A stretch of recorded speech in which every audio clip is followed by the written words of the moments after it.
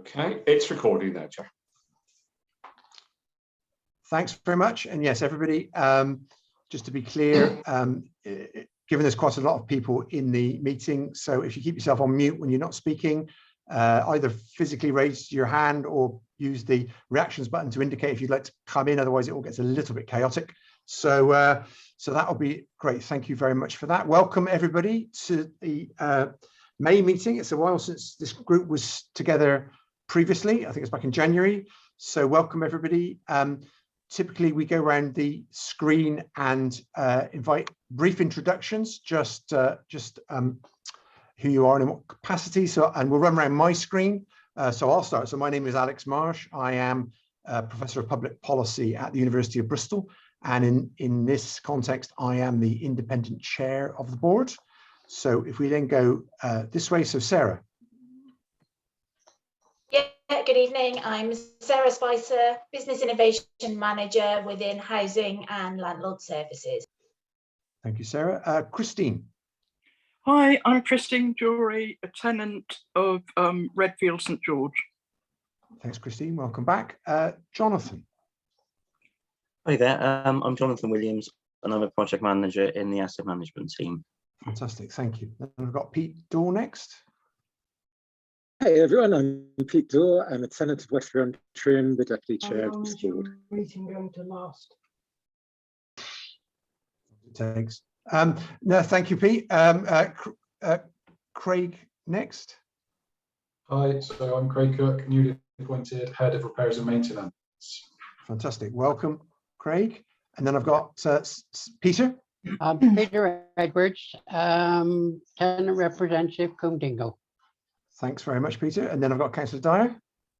Tony Dyer, one of the councillors in Southfield Ward. Thanks, Tony. And then I've got Donald.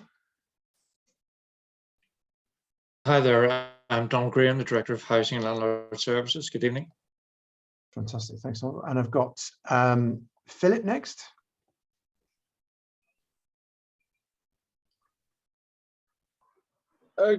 Good evening. Sorry, I'm the resident of Bedminster with Southfield. I don't know where it is. I'm the area rep I'm the representative for Area 5. Thanks very much, Philip. I got Liz next. Hi, I'm a project manager responsible for housing allocation scheme review. Thank you very much. I've got Alison. Hi there, I'm Alison Napper, Asset Strategy Manager with Homes and Landlord Services. Thank you very much. I've got Sibyl Ciso.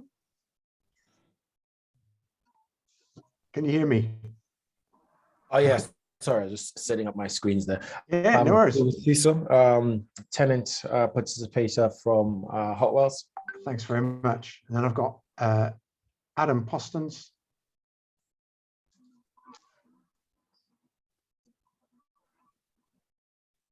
Hello. Adam, hi. I can't find the video thing. There we go. Hang on. No, we go. There you go. Hello, everyone. All right. I'm Adam. I was busy taking notes there and cheekily eating my tea. And you're from the Evening Post, yeah? Yeah, that's right. I'm from the press. Yeah. Thanks very much. And then Kerry Bales, Councillor Bales. Hello, I'm Councillor Bales, Hartcliffe and Withywood Ward, and I also live there. Fantastic, thank you very much. And then finally, Steve Gregory. Hi everyone, Steve Gregory. I'm doing the minutes for the meeting tonight. That's great. Thanks everybody, and thanks for those brief introductions. And just to note that in terms of apologies for absence, we've got apologies from Councillor Reynard, Clara Denier and Richard Eddy, and we've got apologies from Nigel Varley as well. So I hope we captured all those.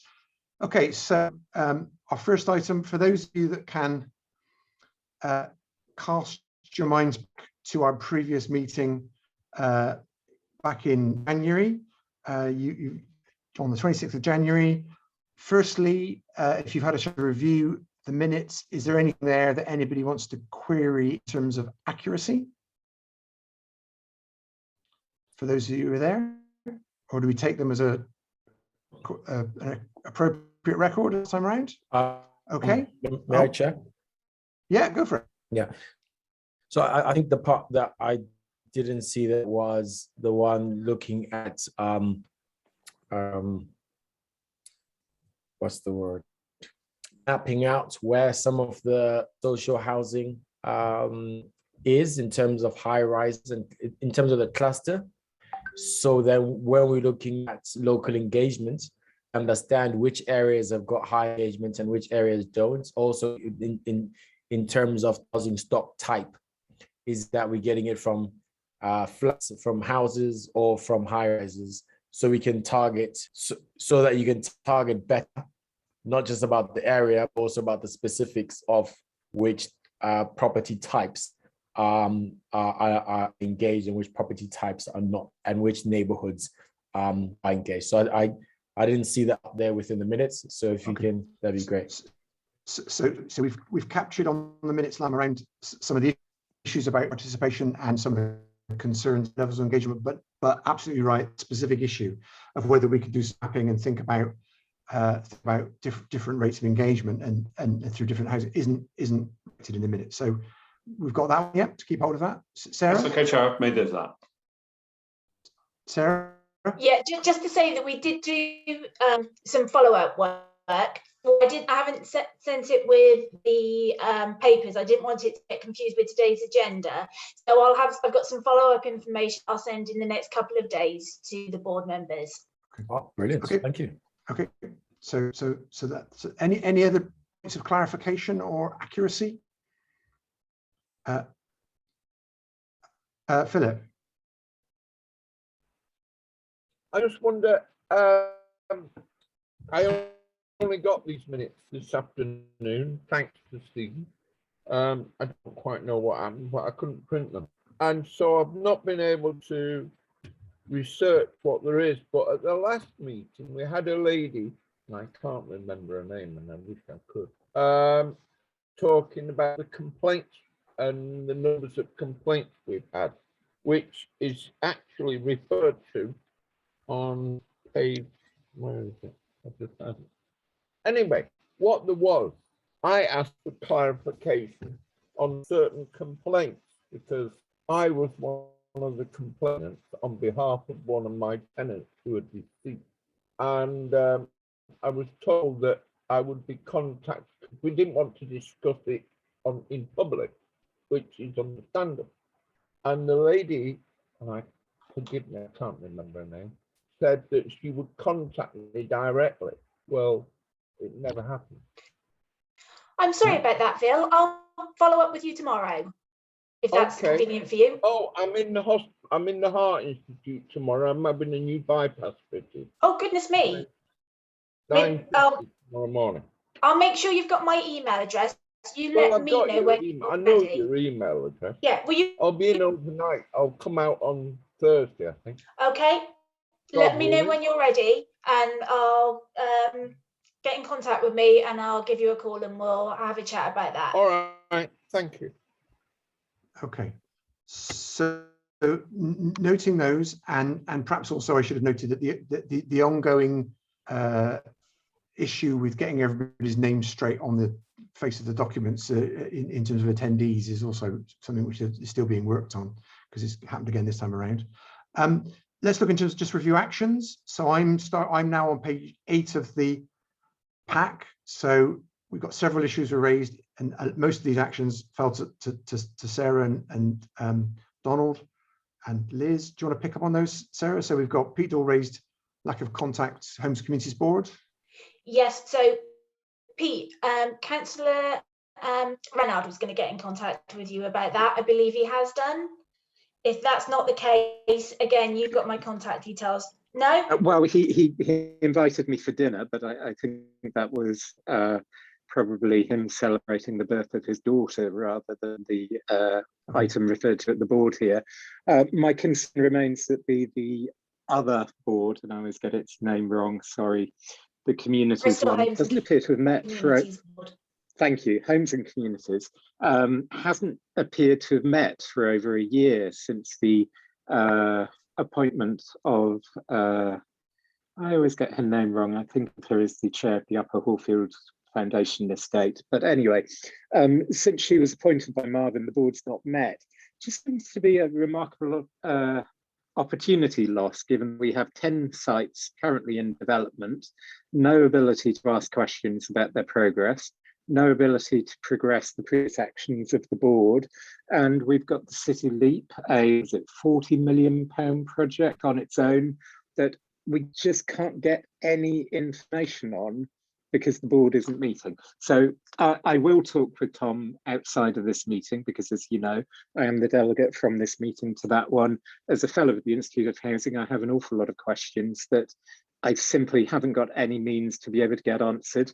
I notice again, the mayor forgot or had an oversight of inviting me to the, what do you call it, the city gathering, where I would otherwise have asked Tom or the mayor questions.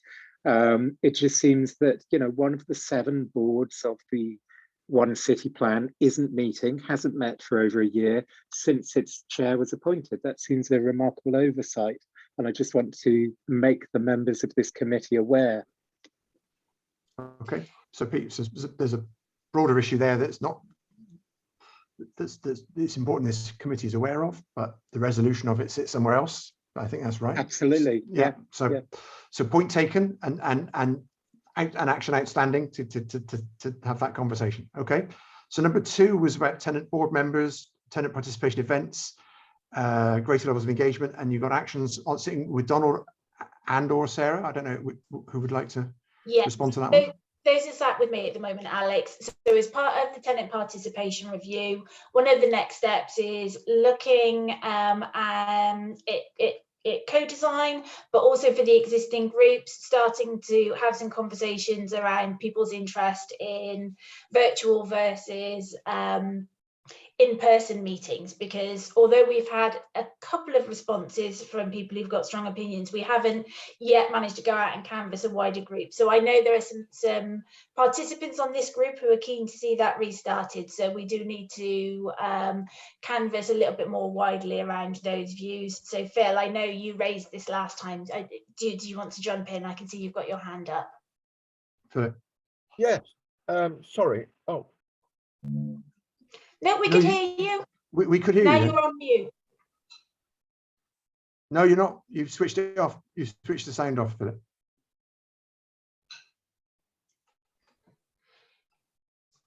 So down to the left. Right. There we go. There we are. Sorry. Now you're back. We now have our previous, well, we've now got a new housing officer, and she has done something which for 16 years nothing has been done for one of the tenants where I live. And I emailed her and said, thank you very much for what you've done. You've done more than any of your predecessors. She didn't email me for 2 weeks. And then she emailed me because I emailed her on another issue. And she only works Monday, Tuesday, 1 week, and Monday, Tuesday, Wednesday, the next week. Now, I just wonder how this lady is going to do her job, because she must be on catch-up all the time. Because if she works Monday, Tuesday, 1 week, anyone with problems Wednesday, Thursday, Friday, send an email to her or try and contact her through estate services. She's then got to try and sort things out, plus the ongoing issues she may have. I just think you're flogging a dead horse with these housing officers on part-time working. I know the council's got no money. Well, when we get rid of the mayor, we'll have £1 million more. But the fact if I may, if an officer is working part-time, their email address when they're out of the office should direct you to another officer, so there is permanent cover. So if you can confirm whether that is or isn't the case, then we can put it right, because there should have been another name there. Well, I can assure you, I will forward you a copy of the email that I sent to her on April the 16th or the 25th, and she only replied this week. Which, but I can understand why. I'm not criticizing her. she must be being beaten to death. Anyway, that's enough. So there's an issue there to follow up again. Outside, so a system that's in place may or may not be functioning quite as intended. So there's something to explore outside the confines of this discussion. So point 3 here was a subset of what Sibyl Cito raised earlier on. A discussion around the business plan consultation levels of responses, breakdowns by property type would be provided. So this is coming. That will shortly. be, yeah, I will send that in the next couple of days. And Sarah, are you in a position to take the action from Liz? Do you know where we are with number 4, work underway to review tenant participation function? So that was completed? Yep. Yes. And the same with there are a few more where there was, just scrolling down a little bit further to the actions underneath the housing news. So there was some information I was going to share to the board with the board. I did that after all of those after the last meeting. Okay. So those have all been circulated to confirm that. And then we've got another set of actions, the last set of actions on page 10. So we've got following discussions, response to questions, points were raised for clarification. Yeah, so I've got a more detailed report on the complaints that I will circulate that addresses the complaints. So that's 2 things that I'll share with the board over the next couple of days. Okay. Sorry, Chair, can I just jump in? Yes, yeah, sorry, yeah. It's just when you put your virtual hand up, you move. Sorry, you move on the screen.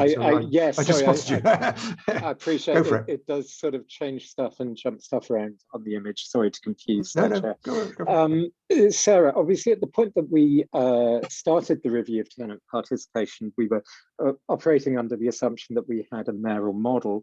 And I appreciate since then a referendum has replaced that with a return to the cabinet model. Was there, because I didn't understand your response there, was there a commitment as to whether or not this board and the Homes and Communities Board continue, and to whether the area forums, which I appreciate are impacted again by the change to 5, not 4 parliamentary constituencies at the subsequent general election, did that one get picked up and resolved as part of that process? Can I ask Donald to respond there? Yeah, for the next 2 years, Pete, nothing changes. Nothing. Thank you. The mayoral model's in place the next 2 years, and we work as per normal.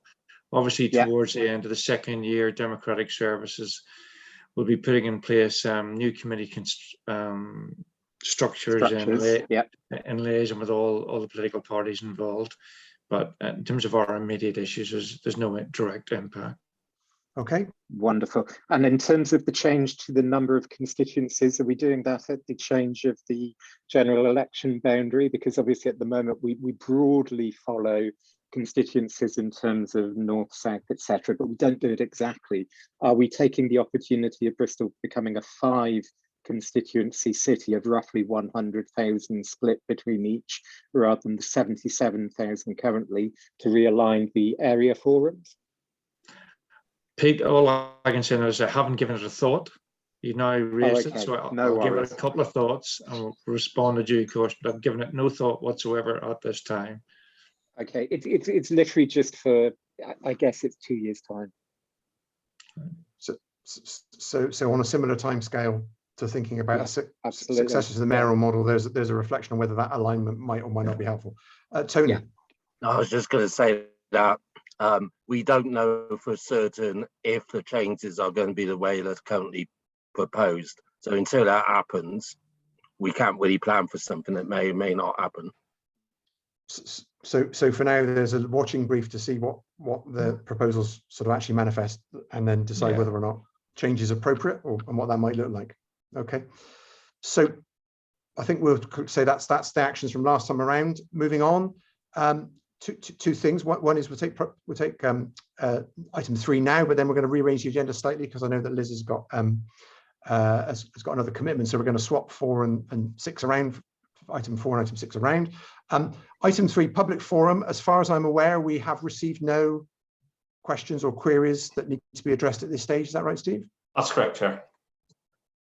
Okay, so item 3 we can just, it's just there for notes, and then we'll move on to, I'll call it new item 4, the housing allocations review updates. So over to you, Liz. Thank you. Do I have permission to share? No. Yeah, my permission to share. Whether you've got technical permission to share is a different question. I don't have host privileges to share my screen. No. Steve, can you make from whoever's you can actually share. Co-host. You can do it, but I could get it up for you. But you can actually do it. You should, but you don't have to be host to share a screen share. So you should be doing it yourself. But it's up to you. I can it says host disabled participant screen sharing. Oh, I didn't disable it, but I also all right. I think it's disabled by default. I think. Yeah, probably. Can I try again? You've got to be a co-host, I think.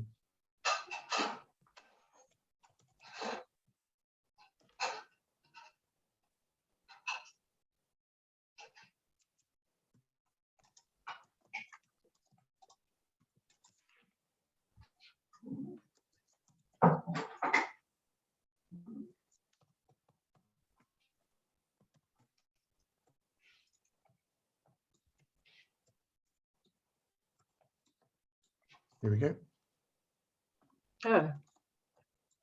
Oh. Steve, you're sharing your screen.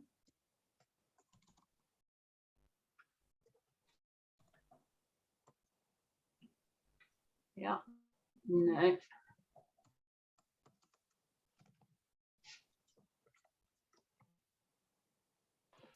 Right, sorry, I can share it. Yes, I couldn't find the unmute button, so when the screen share was on, so I have to come back out of it. So I'll share it again now. Okay. Right. Did you all get that? I'm still disabled. I can't share my screen. I need to be able to share my screen. I'm screen You're sharing now. your screen. Yeah, I've got it now. Can you everybody see it on screen? Oh, I had added, sorry folks. Okay, so fine, that's fine. I've got an additional slide at the end because we had an event last Wednesday that I wanted to reference, but that's fine. I'll just talk to the one that I sent you and then I'll fill you in verbally on the rest. So we're seeing your document at the moment. We're not seeing my PowerPoint. I don't know what you mean, but I got agenda item. I'm trying to find it. Sorry, I'm scrolling through trying to find it. So this, you're number 6. So you got. So that's. No, I want to be able to show my PowerPoint pack. There we go. Right, Joy. Okay. Is that it now? Lordy. Okay, this is in a slightly different. So this isn't yours. It's not coming out very well, is it? This is mine, but you're way too far. It's going to be a lot easier if you can just give me the hosting privileges and let me share from my screen. I think I'll stop sharing and give you the hosting. Just bear with me a second. Sorry, thank you. Just bear with me a second. Liz, can I just check, are there animations on your presentation? Nope. Because on the pack version of some slides, some of the slides are largely just graphics and no text. So I don't know if that's indicative of. I wasn't sure whether it's indicative of the fact they were animated. Shouldn't be. No, I think that might be something hasn't translated in the send. That's odd because it's not on mine. Well, that's another reason for you needing. Maybe how it's put into the document to print or something. Yeah. Just bear with me a second. The technology is playing up a little bit. Just bear with me a second. What the hell's happening here? I'm really sorry about this. I'm having some trouble.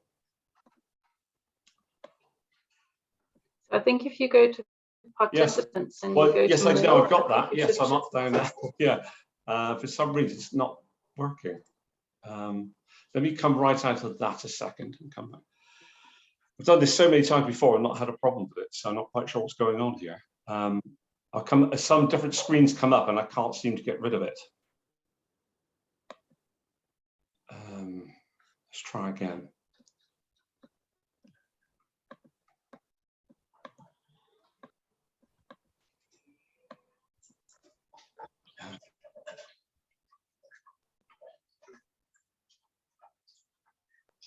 Oh, this is so peculiar. I've never had this before.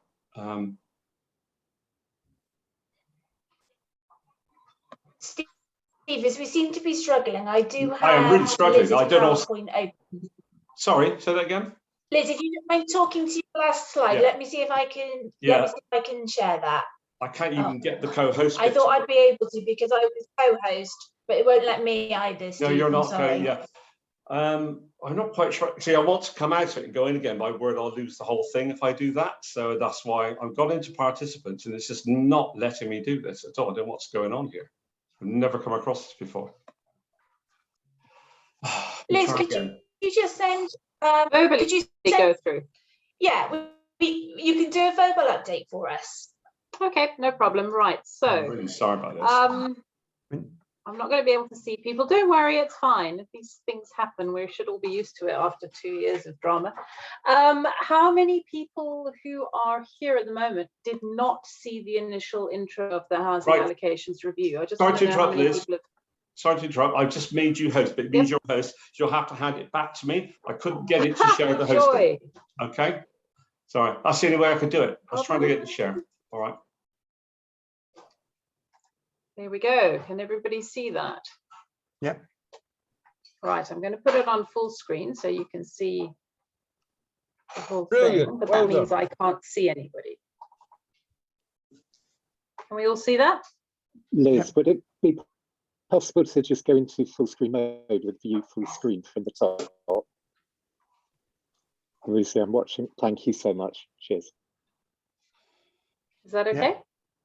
Fantastically All right, helpful. Thank you. Just watching this No on a really problem. small mobile phone screen. So thank you for your help. Oh dear. All right. Okay, no problem. So for those who weren't here the first time round, just a reminder, the scheme was last reviewed in 2014.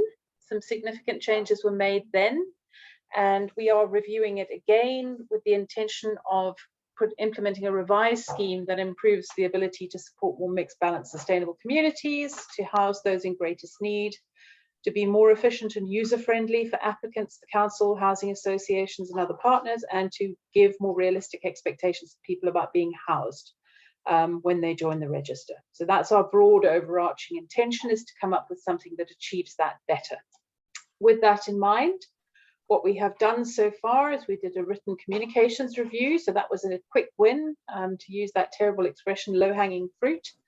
The way we do written communication is one of the things that feeds into how well people understand where they're at and what's happening. We did.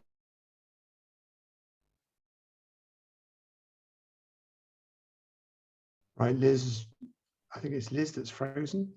Yeah. Yes, I've lost Liz. Yeah. Liz is frozen. This item is You're doing very well, Liz. Could you move down one? Gosh, I think we're really seeing all the issues you can have with technology in 1 5-minute interval here, aren't we? We are. Right, Liz disappeared. Yes. I could try and reclaim the host bit. I could try and reclaim it so I can get her out. I'll just try that. So would it be possible just to do a verbal update and then the presentations can follow? Yes, so we're just waiting to get Liz back. So she's dropped away from the call at the moment. So why don't we just give it a moment and see whether or not we find her again, and if she does. Hello, Liz. Liz, you're back. You're muted. Now you're live, I think. No, you're still muted. Alex, you want to run an auction on IT equipment? Going once, going twice. She's back. You're now muted, Liz. No, have you got no sound? Now you're on. Now you're live. Right. Okay. Let's try sharing again. Well, I was just saying, would it be worth? The room, Liz? No, I'm just going to talk this through. I was going to say, would it be worth just giving a verbal update? Really, now? seriously, yeah, I'm also just losing it here. Okay, so we got expert opinion from Andy Gale. We got a report from Shelter and from Bristol Law Centre. We held about 9 focus groups with special interest organisations and individuals, including DV and hate crime, adult social care, young people, older people, people exiting healthcare, people living with disability. We also held engagements with various staff groups and with the customer service point staff. We did the big journey mapping event in January, where we held 4 engagements with a cross-disciplinary group of people to go through the experience of engaging with the housing scheme as it is at the moment. And we've done research into other local authorities, particularly those who've recently updated their schemes and who are comparable to us, i.e. own a lot of their housing stock, the bulk of their housing stock, and have similar sort of population dynamics to ourselves. So all of that was used to consider what needs to change and how it needs to change. Now, the next item is probably the one where you've got pictures but no wording. So the process of proposal development is around reviewing that mountain of inputs and organizing it into sort of what are the emerging themes around potential change. We held a number of internal workshops over February, March, April to discuss and propose changes against each of those themes and to look at high-level pros, cons, cost, effort, risk, implications for other areas, because, you know, it's a big integrated system. If you change one thing, there are always, you know, it's like pulling a lever and other stuff happens. And then on the 25th of May, last Wednesday, we had a big engagement event. So we had people from housing associations, people from community organizations, people from advisory organizations, people from the residents working group, elected members, leadership, a lot of people present. And we had the opportunity to play back that thinking and the proposals so far to a fairly wide audience to look for their confirmation and further input. And the next step obviously will be integrating that feedback and then documenting proposals for public consultation. So the bit that I was going to add was, in terms of the themes that we had settled on, the big ones we spoke about were the choice of model and the prospect of moving to what we call a managed choice model, where we increase the number of lets that we do by means of direct offer. We're doing a significant number as things stand, but we're looking at increasing that as a way of intervening to move people on faster than they might otherwise have done if they are waiting whilst their expectations are not being sufficiently well managed for something that may never arrive. So we're looking at giving people a window of time and then intervening sort of more assertively to try and guide and direct and make a direct offer. Interestingly, there is significant support out of the public engagement event for that, with the provisos that if we were to implement something like that, it would need a very clear, very transparent process. The concerns that were raised were things around additional data requirements, the need for very clear and open communication, and particularly conditions under which an offer could be refused. So those are things we take back and we'll do more thinking about. In terms of the proposals around prioritization, which is reflected by how we band people, there was broad support for the proposals that we took into the session. There's a very strong view that band 4 should remain. Main concern there being, if we didn't have a band 4, it's felt that the real scale of housing need would not be reflected adequately to central government. There's a need to have that band 4 in the full knowledge that they stand a very, very low chance of being successful unless they're going for sheltered housing or age restricted housing. But that band reflects the scale of need. And there was also substantial support for measures to stimulate downsizing. In terms of balancing the huge demand that we have and the limited supply, there was very general support for wider application of local lettings policies.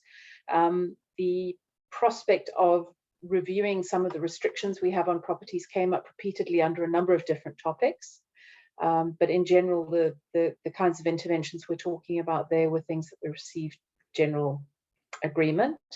And then under process amendments, we went through process amendments for communication, for further information and guidance, for support and assistance, for adverts, and for the application process. And there was very strong support in the groups on Wednesday for many of the process improvement measures. There were some additional areas of confusion that were pointed out during the sessions. So, for instance, people not understanding clearly enough the distinction between accessing housing by means of homelessness and accessing housing by means of the home choice system, that there are some things that need sorting out there. There's a very strong desire expressed for more personal interaction, but I qualify that by saying the challenge is how to enable that on the funding and capacity available, and there's definitely opportunities to make better use of technology to create a more personal experience, for instance, through the use of video explainers. So that kind of process change where we integrate more on-demand process explanation by means of somebody talking on a video, whether that's embedded onto the main web or whether that's on YouTube, remains to be seen. But in general, it was well attended. I think a number of people who are on the panel here were present. So if anybody wants to comment on how they experienced that event, they're welcome to do so. But in general, I think we got quite a lot of affirmation. And on the points where we got a steer, it was explicit steer, which was really useful. Okay, Liz, thank you very much for that overview. Colleagues, any comments, either those who were there at the event last week or others? Yeah, I thought it was very well sorry, attended. Donald first. Yeah, there was it was very well attended and lots of active participation and storyboards for people to annotate, add to, with the workshops around the table. So yeah, I thought it was a well-run event, very timely, and 50 or 60. Well, what were the numbers, Liz? 65. 65. Okay, 5 short. So yeah, so that was for a morning at the City Hall, that was quite good. Yes, indeed. Philip. First of all, apologies, I was in hospital. That's why I didn't attend, and I'm going in tomorrow. But the thing about housing, and it's a big thing in this area, that Northfield House, which is one of the few 17-story blocks of flats, was 60 only, 60 plus, without any notification of people. And I know there's lifestyle issues, that's what the council call them. But we now have a lot of drug addicts, young children in there. And the other day, our warden, Northfield, Maudley, Birchall and Berrycroft are all joined together by a patio on the top of the garage. About 2 weeks ago, our warden was confronted by 2 youth and was verbally threatened. And so luckily, she's got a young boy who's 17. She managed to contact him. She also contacted another caretaker who came over, Tina, and it was quite frightening. And now caretakers, wardens in this area have to go in twos after 4 or 5 o'clock at night because for support. Now, this never happened before, I'm told. I've only lived here nearly 4 years, but Northfield is now a den of iniquity. You can smell it going round the block. Now, no one told them it was the over 60s had been cancelled. No one told them. And there's a lot of bad feeling about it in Northfield House. And that's what I'll just finish. But your 2 wardens were both, under threat by the. Thanks, Philip. I think if something like that had to be picked up again, and there is no confirmation that it would be, because it would be a massive undertaking. If it had to be picked up again, there would have to be lessons learned from the last time round, but certainly not one of the priority things we're looking at the moment. I made a note because it was raised under several different topics. Okay, thank you. Thank you. And I've got Sarah, then Pete. Just very quickly to say, if I'm not aware that the rules have changed on Northfield House, I will go away and look into that. We have done work in the past where we've changed the allocation rules, but we've always consulted residents about that. So let me look into that. And as we're already going to be catching up later on in the week, I will update you on that as well. Okay, thank you, Sarah. Can I just say I'll email Sarah about, and I'll give her the addresses where the incidents are. Okay. Thank you. Yeah, you certainly can say that. Pete, go on. Thank you, Professor Marsh. I first want to begin by just thanking Liz, because I was in attendance at the event last week, and I do feel that it was, as Donald says, a very well run, very well attended event, and I want to pass on my thanks for that, because I know it's been a very long time since I've been literally physically in the room, in the conference room in City Hall. It was great to see the tables interacting so well with the display boards, with the independent chairs of the tables, and for themes to come out. Philip's actually describing one of the more contentious themes, of course, which is the notion of local lettings policies and whether or not they're working, whether or not they need to be expanded, at the risk of local homes for local people, which I appreciate is always contentious when we're talking about gatekeeping, when we're talking about erecting barriers to the provision of a very limited service. That having been said, as you began the presentation, you know, there's a long time since Homes Choice Bristol and the allocation service has been reviewed. The review is overdue. I felt that the levels have been put, understood the scale of the problem, understood the imbalance between supply and demand, the 16,500 families currently waiting on the housing register versus maybe at best in a good year 1,500 properties becoming available.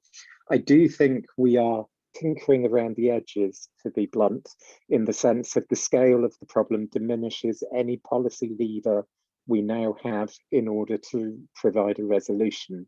And I don't want that to be lost. We're doing a great amount of work in terms of actually building new homes. We're doing great work in terms of looking at policy levers like, can we downsize existing homes?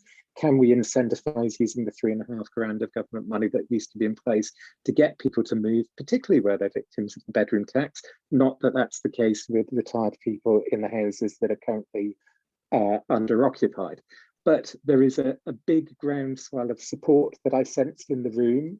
I looked forward to seeing the proposals you discussed in Teams being moved forward, Liz, and I do anticipate that when this goes out, first to public consultation and then secondly to councillor vote, that it will be supported almost without question, because we do need to do something. And even if it's a minor change around very technical things, around definitions of what is homelessness, what is, et cetera, then we still need to do it, and I support it. So thank you for the work the project is doing, Liz, because it's needed, even if it can't resolve the problems in their entirety. Thanks, Pete. And I will take outside of the meeting the commitment I made to Tom, Debt Member for Housing, and with Alex and I have spoken about previously around the econometric modelling of the need and whether or not there are equalities issues coming out of this work, because they haven't gone away, they haven't been picked up by the review either, but I do treat them as a genuinely separate piece of work, which I'm quite happy to take away separately. Thanks, Pete, for that contribution. That's great. And Tony.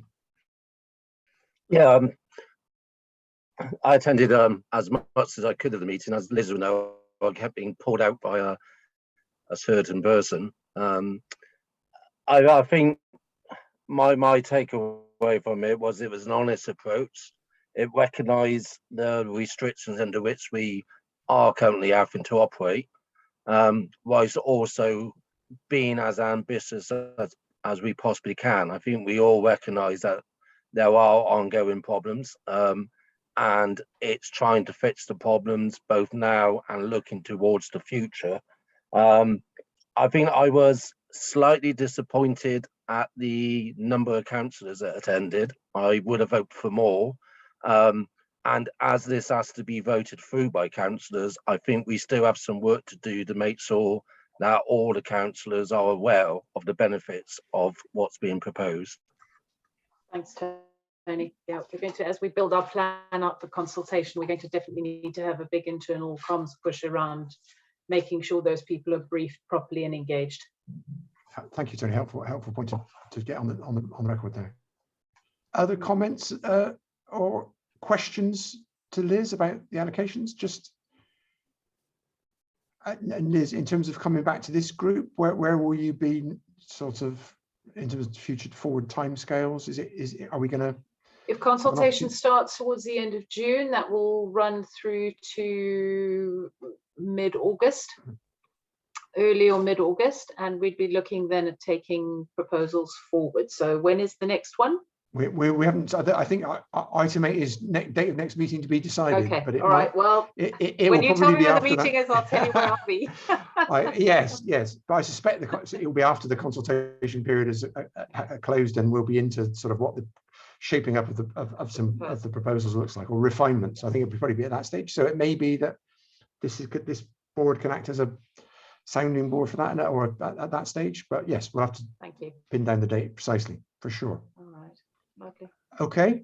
Anything else anybody else would like to pick up on that item? Or Liz, do you need to shoot off at this stage? I do need to shoot off. Thanks so much for pushing it up. Liz, I appreciate it. Liz, yes. You've got to hand back the host to me, please.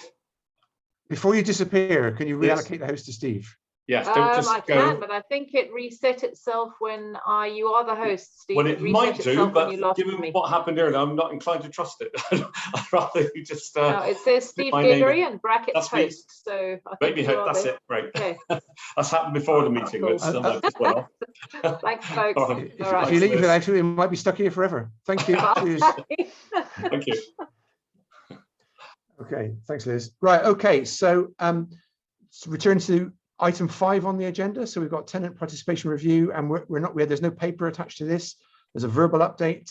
Can I suggest that we now go back to the original order? So we'll look at the housing investment plan. We've got 3 colleagues who are on the call all waiting to present this item. Both of the other items will be presented by me. I'm quite happy. Oh, okay, to wait. right, fine. If you're, let's. Okay, so let's go back to what was original item 4, agenda item 4. There was a paper which Alison had authored. So would you like to introduce that paper to the panel? Yes, I would love to. I'm having the same issues that I think Liz had with screen sharing, in that the Zoom screen's now telling me that the host has disabled participant screen sharing. So I don't know if you need to do something, Alex. Right. Do you? Let me have a look. I can't rush it. That's the only thing. So it's so easy to trip a switch and switch it all off. So I'll have a look now. Just bear with me a second. So while Steve's doing that, Alison, do you want to just give us a sort of verbal background of the process that you're in? Yeah. Yeah. So as I said in the beginning, I'm asset strategy manager. So we look at investment in council homes. And hopefully that you remember at the end of last year, the big housing conversation looked at how we increase the income into the HRA. And if we can increase the income, how can we spend that money? So what are the priorities? So there were lots of options and questions around new build council homes. But there was also lots of options for improving the offer of our existing homes to tenants. So let me just see if I can screen share now. No. So there was tenants were asked about energy efficiency, kitchens, additional services for vulnerable tenants, and as part of that process, we, as you know, we agreed a rent increase, we agreed some additional borrowing. We've got now a really ambitious new build programme, but we've also got some funding secured for investment in tenants' homes, so the existing homes. And Steve, could you share the report? Is that an right? option? Yeah. Okay. I'm not getting any notes done while I'm trying to sort this out, so I'll do my best now. I can screen share it. The last one didn't show, did it? So I'll give it a go now, and we'll see if we can get that to it. I have to downsize my screen view first and call that back up. Bear with me a second. Okay, so I'll carry on. Right. Should be on there now.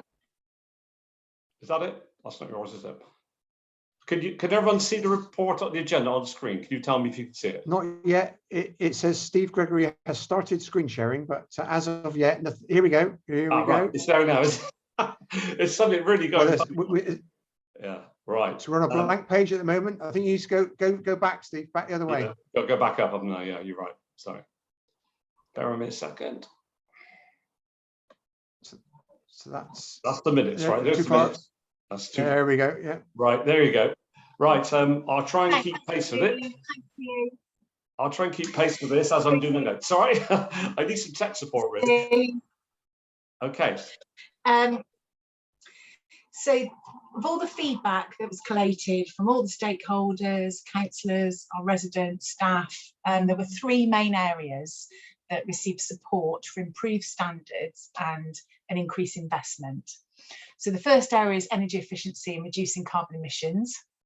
And it was agreed that over the next 8 years, an additional 80 million will be made available to make our homes more energy efficient. So we've got 2 targets, one for council homes to be a minimum EPC, Energy Performance Certificate rating of C, and also net zero carbon. The second area is a bathroom programme, which we haven't got currently. We haven't got a bathroom replacement programme currently, and it was approved that we secured funding for the first 5 years of a bathroom replacement programme that will deliver 5,500 modern new bathrooms. And then finally, the third area was investing in our blocks, estates and communal areas, and that's around the look and feel of our blocks and the standards, the communal areas of the blocks and the wider estates. So if we could just go down a little bit, we've got some more information on all three of those, including how we want to sort of move this forward with residents. So that's the 80 million, additional 80 million for energy efficiency. And yeah, sorry, that's just the first 5 years. So it continues on beyond the 5 years. So we're starting a retrofit project, so that's putting energy efficiency works in homes.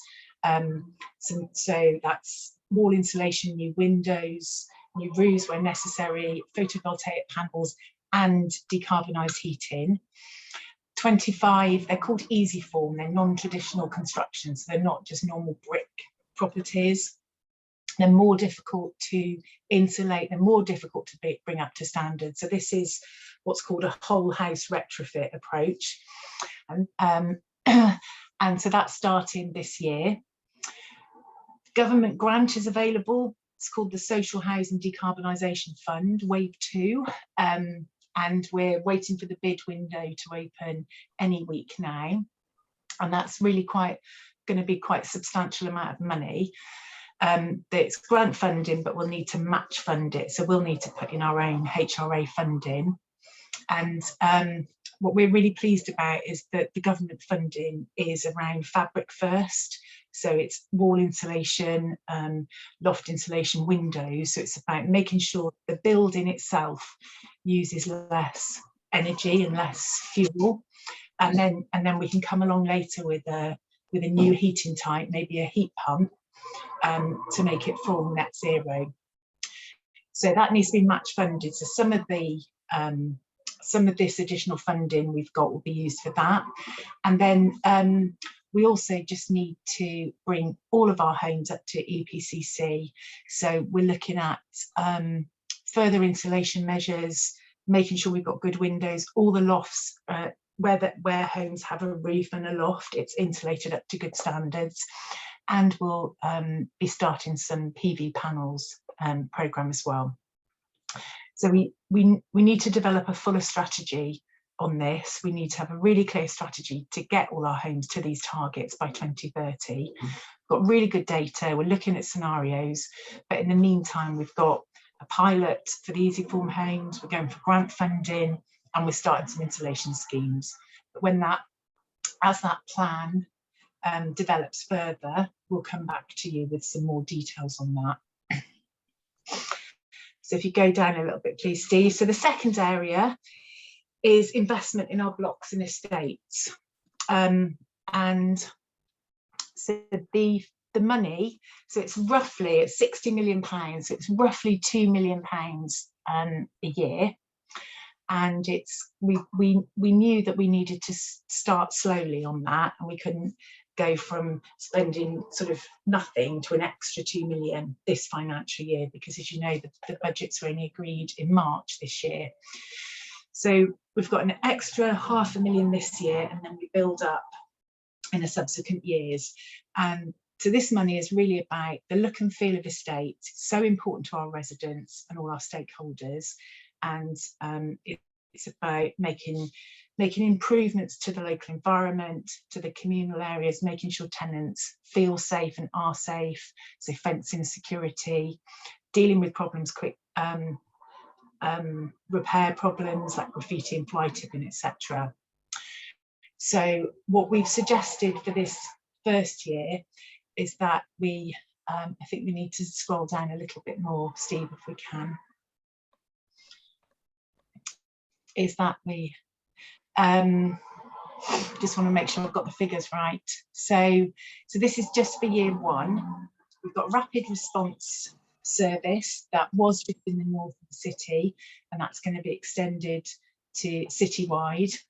and that's for housing officers, surveyors, caretakers to really quickly respond to issues that they see on their estate. So it could be broken paving, it could be graffiti, it could be cutting back shrubs. It's the issues that matter for those people on the ground. So the pilot's gone really well. And so we've extended the pilot to now be in place all the time. And like I said, it's not just the north of the city, it's citywide. So that's how we're proposing to spend some of that $500,000. The second point is to reinstate a service that we had a few years ago, which was called assisted gardens. And this is where housing officers mainly can make referrals where a garden has become really overgrown and the tenant can't cope. And so it's about having a service, having a company on hand who we can just give an order to, say, can you clear that garden, please? And then working with the tenant so that things like it doesn't happen again. So we're proposing we just have a 1-year contract with Bristol Waste to put something in place quickly whilst we've got time to procure a contract. And what we really want them to do is work with community groups, look at how the community can get involved to have a gardening tool, library, a lending scheme, and really make sure that it's resident-led. So there's just 1 year, Bristol Waste can get started almost immediately. They're connected to Bristol, they're a Teckle company, and we don't need to go through procurement, and that'll give us time to really shape the service and understand whether the 85,000 we think is going to be enough for a year. Is that too much? Is that not enough? And the other important point to note about this, I think, is that the housing officers, the estate management service, are developing a criteria about who's eligible to access this service and who's not, and who may be able to access help elsewhere. So that's being developed at the moment. And there's a couple more points on this $500,000 this year. Thanks, Steve. I think someone's got their hand up. Shall I stop there and take a question? Why don't we do that? Yes. Ciso, a question? Yeah, I don't mind to wait till you've gone over some of this stuff. Okay. Yeah? I was just putting it up. I'd rather wait. Okay. Yeah, thank you. So the final area is we've got existing budgets called environmental and neighbourhood improvement budgets, where tenants, residents can speak to their housing officer and make a bid essentially for a pot of money for, it could be an aesthetic scheme, it could be around security, it's about improving their area or their block. And combined, so we're suggesting that this money is increased for year 1. And as hopefully you're aware, housing officers are now doing walkabouts in their local area and making sure that they understand where the issues are and talking to tenants. So we think this is going to work really well with that increased presence in the local area, grading and looking at the condition and looking at what looks good, what doesn't look so good, finding out from tenants what the issues are and what their concerns are and what their priorities are, and then feeding this back into this bidding process. There's more money in the pot for those bids, and we're increasing capacity of the surveyors who deliver those schemes so we can get more schemes delivered. And yeah, so that's another 190. So it's already 600k for this year, and we've sort of used the rest of that $500,000 to top it up to 790. So that's just for year 1, and they were services that we could put in place quickly to make a difference, because this is really about making a difference to the people who live in the blocks and in the areas. So this is what we felt we could do quite quickly to give us time. So for year 2, which is 23-24, next financial year, when we've got an additional just over £2 million, we've got something else in place. So it just buys us that time. So what we really want to do is engage and involve residents and how best we can respond to their priorities around their areas and estates. And I think Jonathan's just going to mention some of the proposals we've got in engaging residents. Yeah, absolutely. So yeah, we're in the process of developing how we're going to engage residents. And the plan is that at the estate service user group in August, we're going to have a focus group discussion to kind of really get the views of what matters to residents around things like ecology, security, appearance of the estate, and kind of seeking their views as part of that. Followed by a possible survey and a similar discussion at the housing and leasehold forums later in the year as well. So yeah, so yeah, we're kind of developing that approach at the moment, but yeah, that's what our plans and proposals are. Thank you. And just a couple more points there. We're sort of reviewing CCTV and the role it can play in improving security on our estates. So that's happening currently. We need to do more, we think, around some of the playgrounds and open space in the estates, and how can we use some of our additional funds to improve these areas, and also think about the city's ecological crisis and how we can play a part in increasing biodiversity, net gain, etc. And then finally, we're aware that the blocks themselves need increased investments. So we currently visit all our blocks, high and low rise, 10 yearly, for maintenance and improvements. And we're looking at how we could either shift that to 5 yearly or keep to that 10 yearly cycle, but have an interim visit, maybe in a kind of mid to 5 year, to review the communal decorations, because the communal decks, so the communal areas, any issues are addressed on that 10-year cycle. And so yeah, we're looking at whether we could do an interim cyclical visit, look at the communal decks, look at health and safety issues, check that the windows and roofs are okay without doing a full visit, because it's a long time. It's a long time to sort of go without a good survey.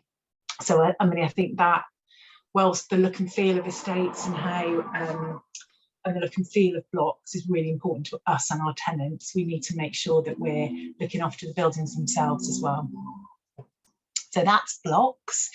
And then the final new programme, which is really exciting, I think, and we're lots of us internally are really happy that we've finally managed to secure the funding for a bathroom programme. So linked to the confidence in our rental income, we've agreed a 5-year programme, and it's not necessarily just a 5-year programme, but we've just got the money secured and the funding agreed for 5 years. So we've reviewed some data about which of our properties will need a bathroom over the, and which ones have been done recently. So we've looked at bathrooms that have been replaced through Accessible Homes, the adaptations team.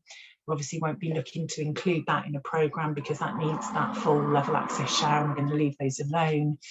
A lot of bathrooms have been replaced through relet in the next 5 years, so they're okay, we can leave those alone. And obviously all the new build properties won't need one, so we've kind of reduced that down, and we think about 75% of our homes will need a new bathroom over the 15 years. So that's how we arrived at the 5,500. So we've got a budget of £500,000 for this year with a target of 220 bathrooms. And then for subsequent years, it's 3 million a year, and that's 1,320 bathrooms per year. Now this is huge for us, because we're going from no bathroom programme to a really huge, significant bathroom programme that's bigger than I think it's bigger than our kitchen programme has ever been. It's about twice the size of our current kitchen programme. So there's quite a lot for us to work through. So I think we've got some timescales there. If we could just scroll down a little bit. We certainly need to develop our internal capacity to get the programme delivered. And that's something that Craig Cook has been looking at, how we can gear up internally to manage this, to deal with the tenants and manage the contractors. We need a specification. We know what we do at Relet, but we're also looking at other housing organisations who have had a bathroom programme for years, finding out from them what works well, what doesn't work well. Liaison with accessible homes, I mentioned a moment ago, because we'd like to make sure that our standard bathrooms are more accessible generally and are easier to adapt. And that's a principle that we've sort of brought into our new build specification to say, right, okay, if we make these tweaks, A, it's more accessible from the start, but B, if we do need to adapt it, it's going to be much easier if we build that into the standard default specification. And also work with tenants to make sure that both the specification for the bathroom and the prioritisation of who gets a new bathroom or which homes get a new bathroom, we sort of work through with our residents. So I don't know if you want to come in here, Jonathan. Hi. Yes, so yeah, we're working to set up a residents task and finish group to kind of kick off and establish and kind of co-design with residents our approach to bathrooms, especially in terms of the specification, kind of the design and finalisation of that specification. Things like working out the choice in terms of flooring, colours and paints, tiles, things like that. So kind of developing that. And also kind of how, the kind of ongoing management of it. So when we're installing bathrooms in people's properties, how can we manage that, reduce impact on the residents, etc. So we're planning to, as I say, we're planning to get this resident task and finish group up and running sort of June, July time. And what we're going to do is we're going to be going to the Plan Programme Service User Group at the end of June to explain what we're doing and to get interest from people there. Our residents tenant participation team will also be circulating requests to residents on the register as part of the quarterly update to try and see who would be interested in working with us on this. We'll also publicising that on social media, external website, potentially. And as I say, establishing that task and finish group in July to get this. First point of call is kind of get the specification developed and finalised, and then kind of moving on to, as I say, how we manage the programme when we're going into people's properties, how can we minimise disruption, how do we communicate with residents all the way through. Those are the sort of things that we want to kind of co-design and engage with residents on. Thank you. So a couple more pieces of the jigsaw. We need to develop a procurement strategy with the target of having contractors in place by October this year. And finally, we need to develop and agree our approach to prioritising the homes.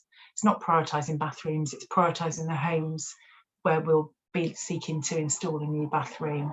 And I think we're still working on that, and that'll be something that we'll be discussing with the service user groups, as Jonathan said, the task and finish groups. And I think just very broadly, we're certainly aiming for worst first. We're looking at where are the bathrooms that are put in poorest condition in the way that we target all of our investment generally. But also we've got an opportunity to deliver these bathrooms on an area basis, so that we're not going to number 4, 7 and 12 in the street, when actually we've got the opportunity to do them all when we're there. And I think that's really important when we think about a block. So whilst we're in a block, every bathroom that needs doing will be done at the same time. So obviously there'll be some that don't need doing at all, But we, you know, whilst it's worse first, I think we need to be sensible and group properties together on a geographical basis or on a block basis. So yeah, just to kind of finish off all of that, the budget's got agreed. I think it was like the 1st or 2nd of March this year, and we've got some additional money to be spending and to make sure that we deliver to those commitments and those priorities as we were asked to do from that consultation. So we're putting in place sort of short-term services, short-term changes, so that we can start making a difference this year, whilst using this year to really build up and make sure that we deliver the services that higher level and the higher budgets in next year and subsequent years. So any questions? Alison, thank you very much. There's a huge amount of information there for everybody to digest. Steve, could you stop sharing your screen? That would be helpful. And I've got, very patiently, Sibasiso, you had a hand up a while ago. Do you want to come in first? Then I've got Philip. Yeah, sure. Thank you very much for that in-depth update. I just wanted to follow up in terms of my personal experience with some of the stuff that you've mentioned, and also some concerns that I have with the proposal. I think the proposal and the intention is fantastic. So firstly, it's about the spend within different estates. I think that's a really great initiative. What we don't find is that councillors and the estates team are not very transparent about what support they have, what resources, what funding they have for community groups and residents to be able to access those to make the changes that they need. For example, I've been doing the St. Paul's neighborhood plan. The residents in Halsted Drive have been asking the housing agency there for over 5 years for some changes in the estate. Not just the estate, but the room. There's one of the rooms that's not really used, about what they could do there. No changes, no nothing. No one talks about nothing whatsoever. So I think there's a huge element here, going back again to what Peter said about levels of inequality within how information is being made available. Fortunately enough, I'm part of the Hot Wells Hot Wells Association, and only through being on that board have I just recently found out that local councils have got a budget of £200 each that they can support to the groups that are running neighborhood partnerships.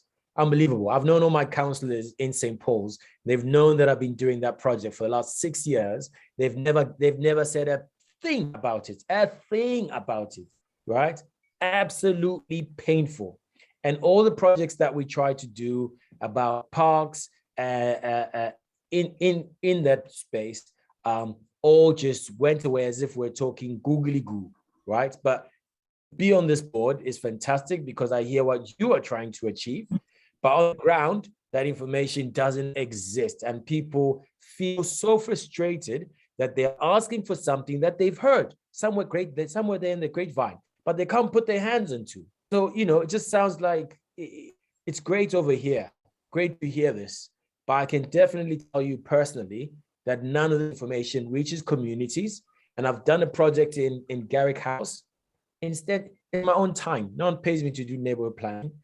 I don't even look for funding because it's just a painful exercise. But when we do all of that engagement about, transformation of the state and how community we want to do, and we get all that engagement and we work with students and support that, the movement from the council element to move things forward is not as great as you think it would be for people that are coming together to address a specific issue that somebody else can pick up and continue. It's like they want you to continue it yourself. How? You know what I mean? Like, I'm just volunteering. I've just done this part of the baton. You continue with it. But it's still on the onus of the tenants who are, at most times, don't have enough income or resources to do these things. It's really baffling.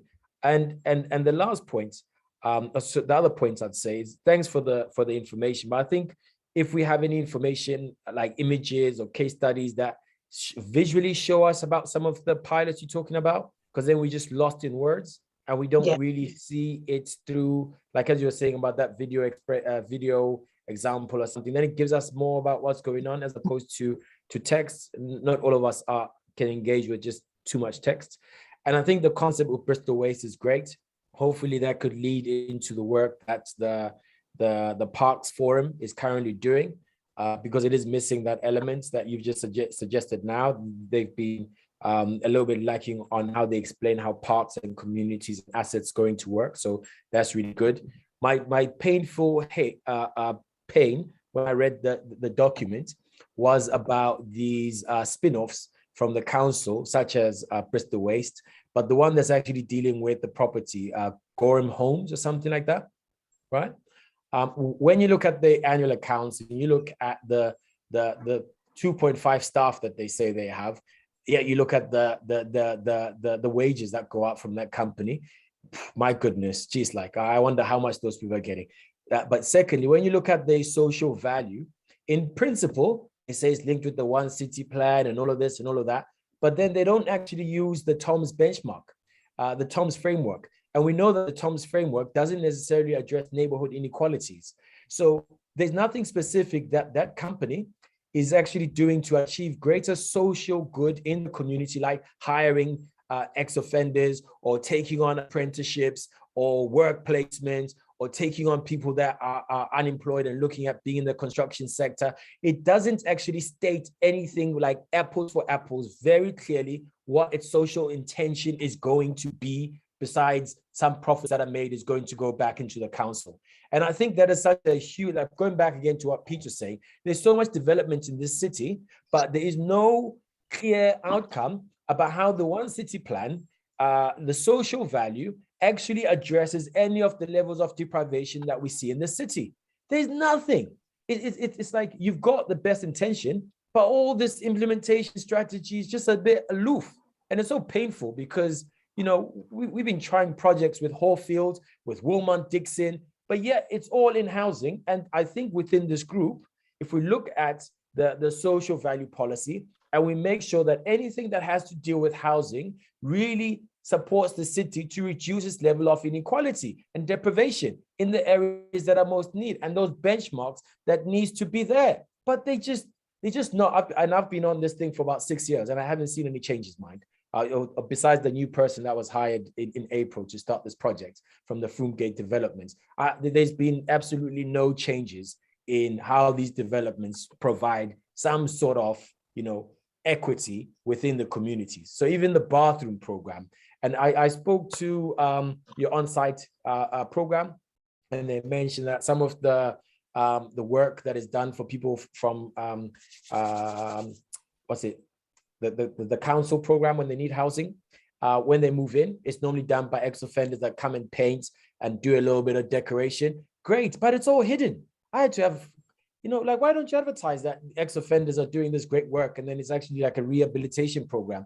It's all hidden, you know, and I think things like that the council is missing out an opportunity about talking boldly and proudly about the social impact that it has on the city, because you're not talking about it. The companies that are doing it, no one even knows who they are, who's doing this. So for people that are not involved in council day-to-day practices, right? We scratch our heads every day trying to find opportunities for people. And it takes 5 years to speak with someone from outset who tells me that you already have a program like that going. Unbelievable. You know, I think it's, you know, I don't know what everyone does here for a day job, but my focus is about improving diversity in supply chains. And the pain that we see within this, it's unbelievable, you know. So great initiatives, but on the ground, I wish that as a group we can make these things happen and hold some of these developers to account, but starting with the one that's part of the council and some of the big developments that they're involved with, because then we're just missing the boat. Thank you. Thank you, Sibisi. So can I very quickly just say, I think all I can say at the moment is we'll reflect on that and we'll take those comments away. You are right. There's a lot that goes on with the council that we don't take the opportunity to share or to publicise as widely as we could. So I think that's a conversation we'll have to take away. The other thing that I'll say is in terms of Holston Drive, I'll do a little bit of follow-up and get in contact with you. I just want to make sure that you've been in contact with the housing officer and also the community development team. So if we can pick that up after the meeting, and I'll just make sure that you have all the right contacts that you need for that, okay? No problem. And I work with Penny in some of the community projects that we do with PSWN, but I leave that to the community side. I'm on this board for this. That becomes a different conversation. But if you'd like to continue the conversation with Penny, no problem. And the new initiative called Bristol Building, something like that. I think we should find a way to incorporate that program with the housing board also in one way or another. Thank you. So okay, so Sarah's helpfully summarised what I was about to say, but anyway, never mind. Alex, before you move on, just so he doesn't think his thoughts are going to be lost. I meet with Gorham on a regular basis, and so I'll be passing on in some detail the depth of your comments and the passion behind them, suppose you. Yes, no, so I think there's some really big and important questions posed there, for not just about communication, but also about practice. And some of them maybe are germane to the programme that we're discussing on this item, but clearly they resonate much more broadly than that, and a range of other actors in the city that need to hear that if they're doing good work, it needs to be clear, and if they're maybe not doing good work on equality issues, then that needs to be reflected upon. So I think there's something important there. So I've got Philip's been waiting to come in for a little while, and then I've got Pete Dawes. So Philip first. Yeah, I'd like to thank our. Oh, am I all right? Yeah. You are all right. I'd like to thank Alison for this report. I've scribbled all over it, and I will email her a very long email. But I'd just like to make a couple of comments. I've lived in this block of flats 4 years in June, which is next month. And for 3 of those years, there's been, I think it's called Harris fencing, around part of Northfield. About 5-6 years ago, we had this mock brick cladding fitted to Maudsley, Northfield, all the 4 blocks. 3 years ago, a whacking great chunk of this cladding fell off Northfield House. Since we've had, when it fell off, it was discovered, and they put this Harris fencing down to stop people from being smacked on the head if any more comes down. We also, at the same time, they also had windows fitted. Now, Gillian Durden, thank her blessed sock, got onto a window contractor, because you can't see, but I have heavy velvet curtains on my windows. When the wind's coming from the east, my curtains blow, even though the window's shut. And the contractor that they came to service these windows found a fault with them. There's a 3 to 4 millimeter gap around the bit that opens. Now I've raised this to Response Repair, and they say nothing they can do. But these windows, according to the contractor who came to look at them, they should overlap. If that's the frame, the window that opens, when it closes, should overlap. So there is a seal, but it doesn't. There's a 3 to 4 millimeter gap all the way around, and the wind blows through. And my point is all this, that when things go wrong, the council just ignore it. They're still installing these System 21 windows. I found out who manufactured them. I wrote to them and told them they were rubbish. And I've contacted the previous councillors we had and got nowhere. No one's been to see them. And I'm looking at them now, and the seal has rotted around them. And they replaced the seal, the contractor who came, he replaced the seals on my windows, but no one else. Flat 73 in Northfield, you can see where the rain runs down the wall inside the flat when it rains.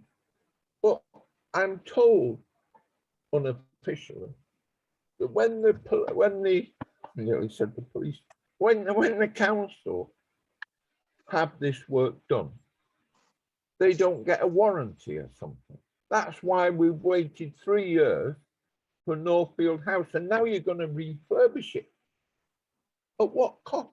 They're going to replace all the cladding around the outside. It's 17 floors high. God knows what the scaffolding is going to cost.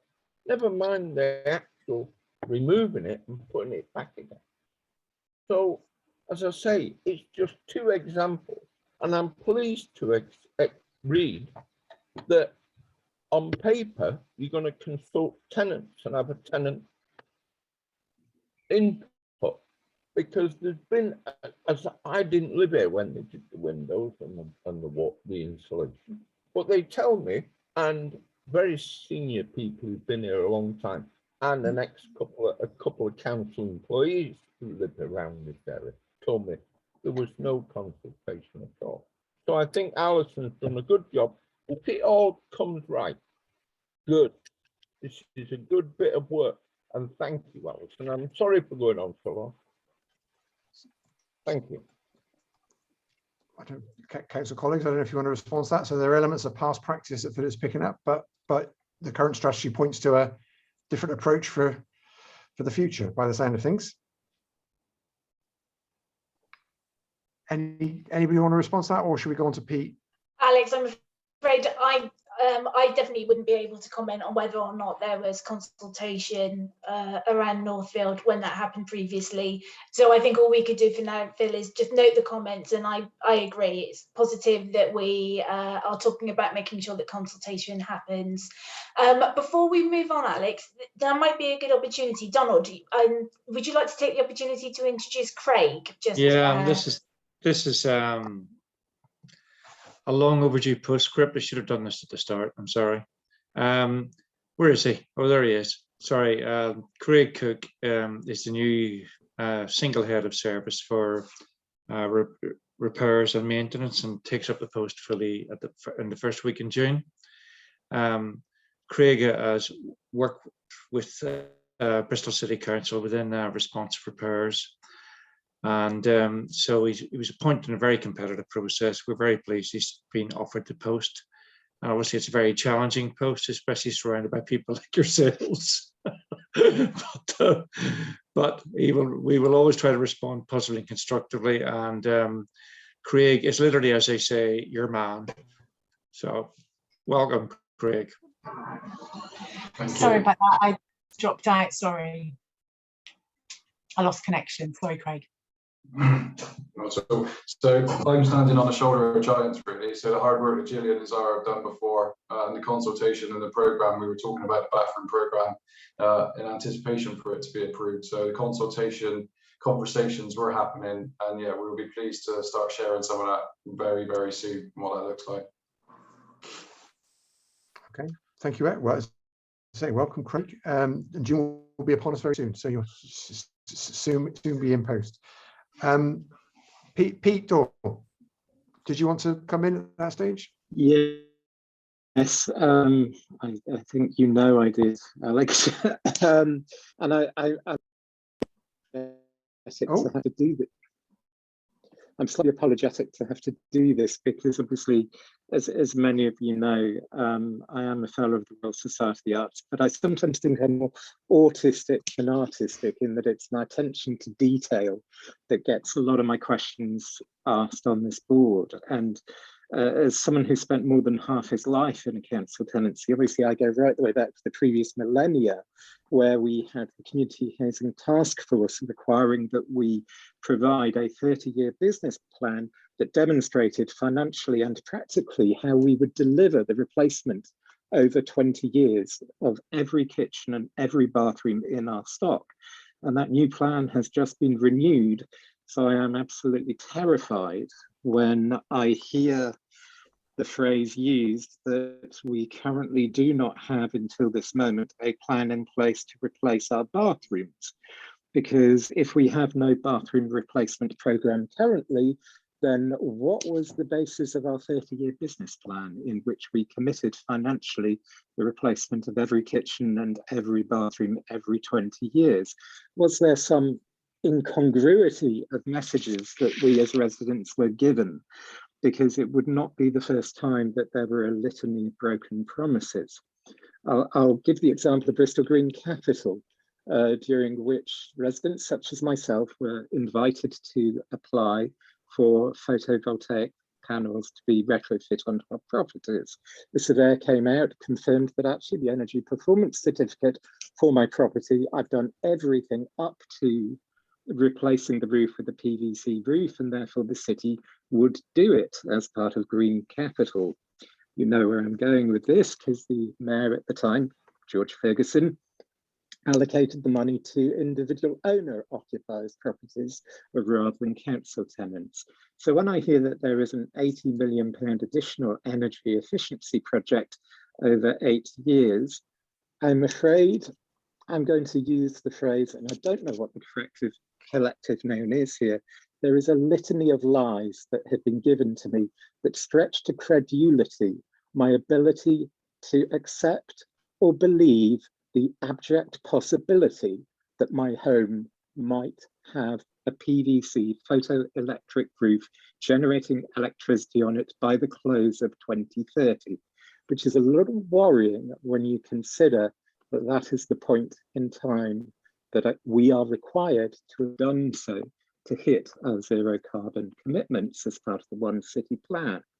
I'm also worried that even though we might have grant funding from the government's Social Housing Decarbonisation Fund that will match fund building work, that you're talking about heating types being later than 2030. We have a strategy to put things in place later than 2030, when the government's own target is that we won't be installing any gas central heating boilers from 2030 onwards. But will we be renewing the ones that are already in place ahead of them? And if so, where is the money in the business plan to do so? Is this where the 40 million additional of the City Leap comes in? Is this where the government's Social Housing Decarbonisation Fund comes in?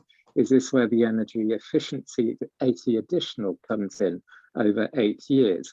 I want to see it detailed. I want to see it costed. I want to see it in the 30-year business plan, broken down with a surveyor's report of each property, each month, month by month over 30 years, because I know from past experience, unless it's at that level of detail, it just won't happen. Okay. And I'm sorry Pete, I'm going to say that. I'm just going to cut across you briefly. If you have more to say, let's just deal with this issue first and foremost. Yeah. If I heard what you said correctly, you said that you wanted a breakdown for every property over the next 30 years. If that's correct, yeah. You're not going to get it. Okay. What you will get is, if you wish to have it, whenever we're doing phased refurbishment of blocks or any terrace, that's where the survey reports will be pertinent. Okay. And that's where those issues will be addressed. On the bathroom replacements, the council did not have a bathroom replacement programme. It's obviously had kitchen replacement programmes for a long time, based on time, utility, wear and tear. Now, the bathroom installations, as I say, is new. We have to see how that's going to go, how that's going to be rolled out, but it's not a one-off. We'll do bathrooms 1 year, we'll forget about it next year.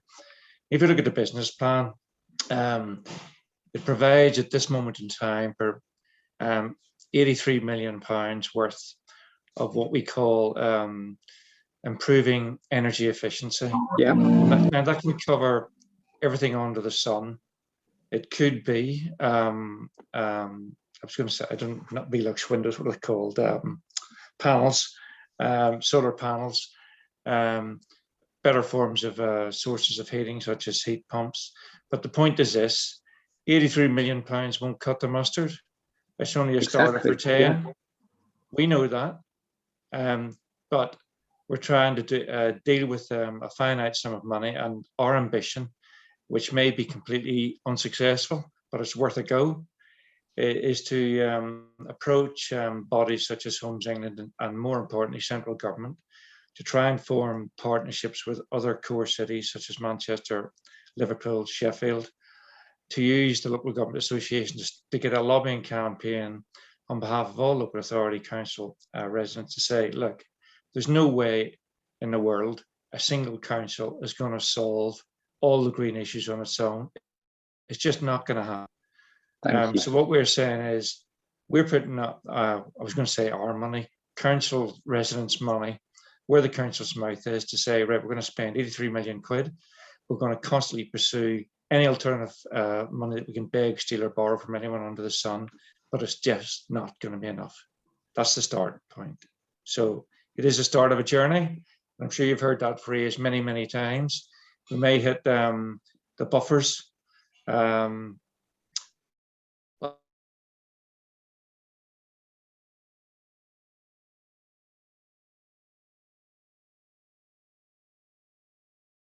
Statement than has been given before, and I appreciate that, Donald. I'm particularly mindful, for example, of the cost of replacing the boilers alone is greater than all of the sums of money we've discussed at any point in this meeting. And I don't want to diminish the scale of the challenge of replacing legacy heating and efficiencies with ones that are fit for purpose for the next 20 years. What I do want to pay respect, and I do want to say we have an advantage over the other core cities, is of course that through the One City plan and through our position against European Green Capital previously, and through the work we started in advance even of that, we are further ahead than any other city in the world, according to the United Nations Sustainable Development Centre. And I want to acknowledge, and I do acknowledge, the work that the Mayor has done in positioning the city in that regard. And I do think that actually when we work with Homes England and the other core cities, they will probably be learning from us rather than vice versa. So I appreciate the desire to work across city and geographic boundaries and to lobby national government for further funds, because you are absolutely correct, Donald. This currently won't cut it on its own. Thank you for that. Thanks, Pete. Alison, do you want to come in at that point? Yeah, sorry. Thanks, Donald. There was just a couple of points, Pete, that I just wanted to clarify, confirm. The first one was that we don't think all our homes are suitable for PV panels by any means. So I certainly didn't want to give the impression that all of our homes are going to have PV panels, because then just not all suitable. And just on a we have the solar map of the city, which identifies literally each individual home's potential, and we're so far ahead of other cities. I do want to credit that. I do want to credit that knowledge, and I appreciate you mentioning it. Yeah. Okay. And just the other small point was when I said that we're taking a fabric first approach broadly, which is about go and do the wall insulation first, come back and do heating later. I didn't mean post 2030. I meant actually let's just bring the efficiency of all our homes up. Like I said, so whatever fuel it is, whatever heating source, use less of it, make it as insulated as possible, and then you need to look at a heating solution that's fit for purpose for that home that's insulated as it is. So I just wanted to confirm I wasn't sort of throwing it in the long grass. It was just not necessarily all at once. Thank you, Alison. Appreciate it. Helpful clarification. I'm very conscious of time, and our time is finite. I just wanted to check whether Tony, Peter, or Christine or Kerry wanted to come in with any comments on this, on the plan. I mean, obviously, as Donald says, this is the start of a journey and the start of a conversation. So is anything that any others would like, of our colleagues would like to be on, added to that discussion? So I got Tony first, then Kerry. Yeah, just very quickly, just to reiterate what Donald has said, there is a hell of a lot more that needs to be done, and we're not sugarcoating it. We're recognizing what we're able to do within the limits of our budgets for the council. And it's not just about the council, it's about the whole city. So it's also about part of what we're trying to do is also to develop the skills and the expertise across the city so that we can quickly expand our abilities. To put into some sort of perspective, for housing alone in the city to get to net zero, we're probably talking well over £3 billion, and probably considerably more than that. And that is well beyond the capability of the finances of any local authority, let alone a relatively medium-sized local authority. So we do need to find funding from other sources. We do need to be open-minded about how that funding comes to us. We also need to make sure that we attract funding in a way that we tie in areas like retrofitting, which is very hard to get private investment into, by linking that into other areas that commercial operations might be interested in. Just also a quick point, Alison mentioned about the 80 million or so for retrofitting that's coming from the HRA account. There is also, we have the City Leap programme, which is just getting started. It won't be fully up and running into next year.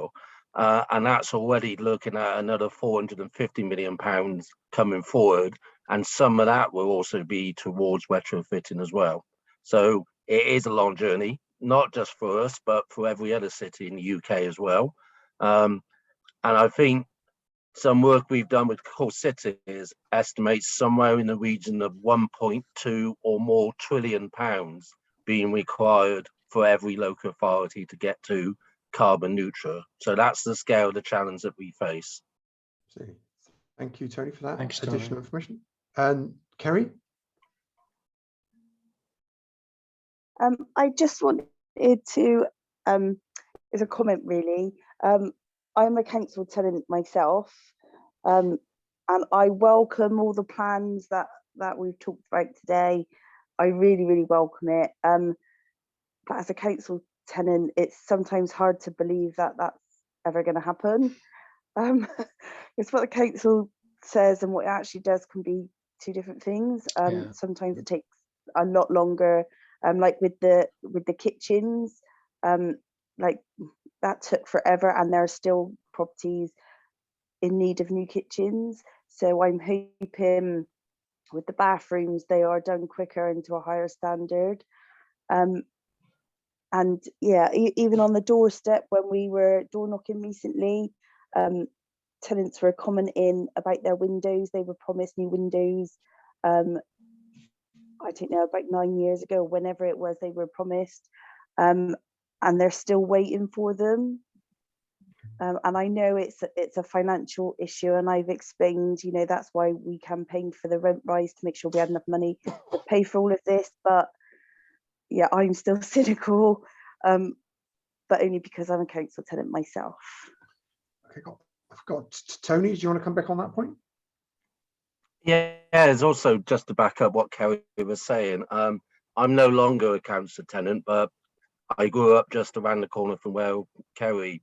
We're both Arkcliffe kids. So, and I think the point to be made is the council is coming from a situation where there is a lack of trust with promises that were made from the council for reasons that are in the past, and therefore you can see why there is an element of disbelief about things that are coming forward.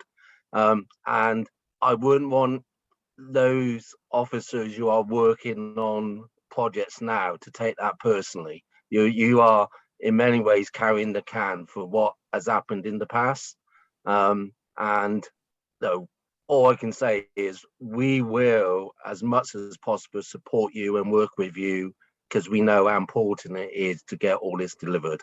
And both Kerry and myself were elected at the last election, and I think both of us know how hard it's been for council tenants, and we're keen to make it and work with you to make it as good as possible for the future. Just to respond to that, Tony, anyone who's been around council housing for any amount of time, there are repetitive issues which occur all the time, and that is. Oh no,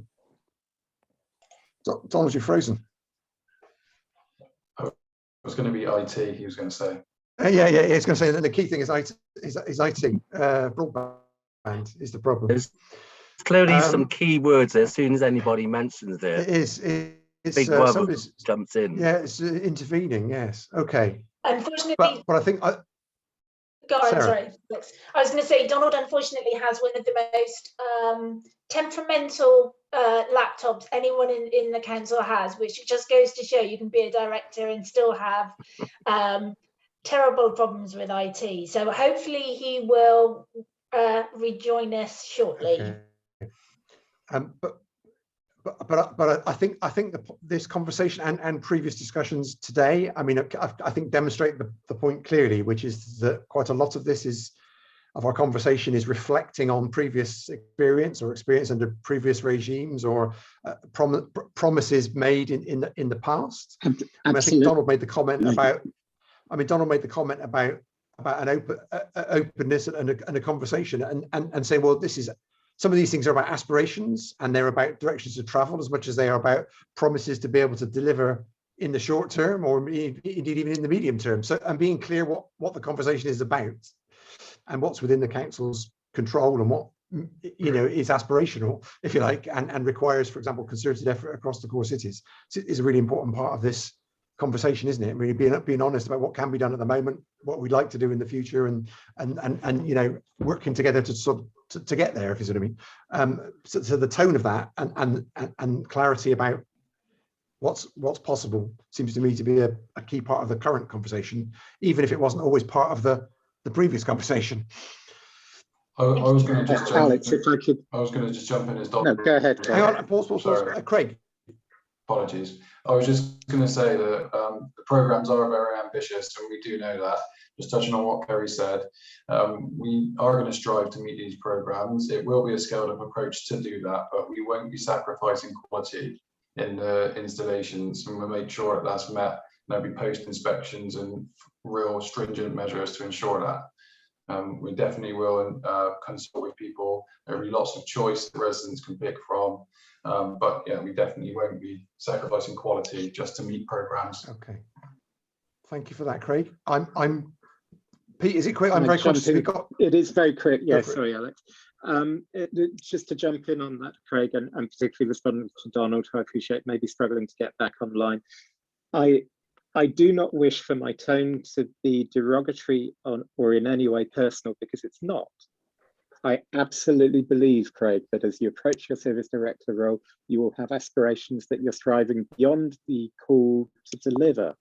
But the difficulty is that there have been so many broken promises that I would literally have to be insane performing the same expectations that I've held in the past, believing the outcome to be different.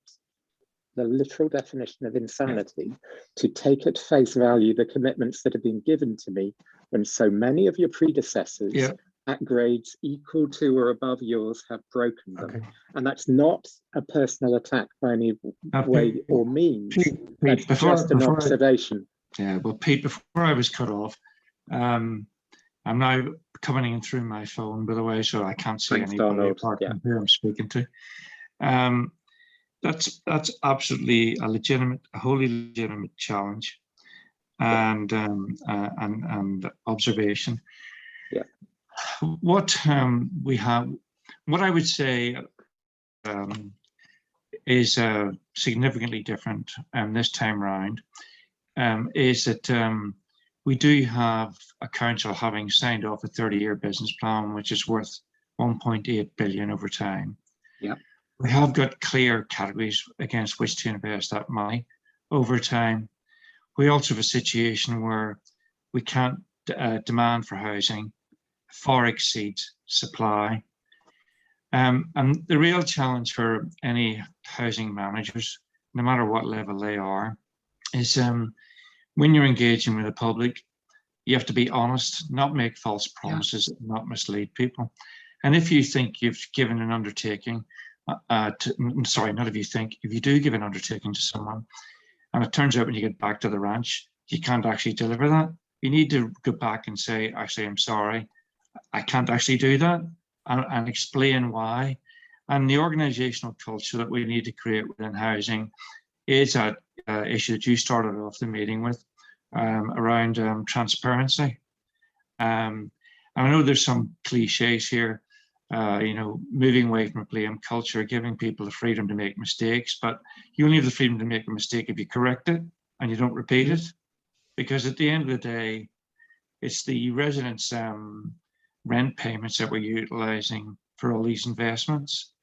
And so if you take, you know, the reference to windows earlier on, if you have an average window life of 30 years, the vast majority of councils aren't going to want to replace those until it's 26, 27, 28 years in, unless, of course, the world has changed in one very significant degree, in that Bristol City Council is trying to lead the charge on climate change. So if it means that waiting 30 years for a replacement window, which is hopeless, and you can, you know, blowing your curtains all over the place, as was said earlier, then that's a good case for not waiting 30 years, but for doing it somewhat earlier. And what I'm getting around to saying is all this, you know, housing officers, surveyors, mechanical engineers, heating engineers, electricians, managerial people such as myself, you know, we capture and collate a lot of information, but the important bit of information that is missing very, very often is the considered voice of tenants.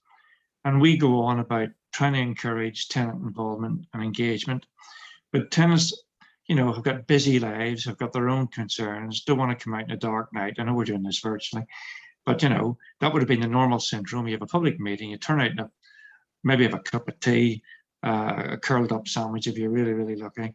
And then the meeting's over, then you go away for another 6 months.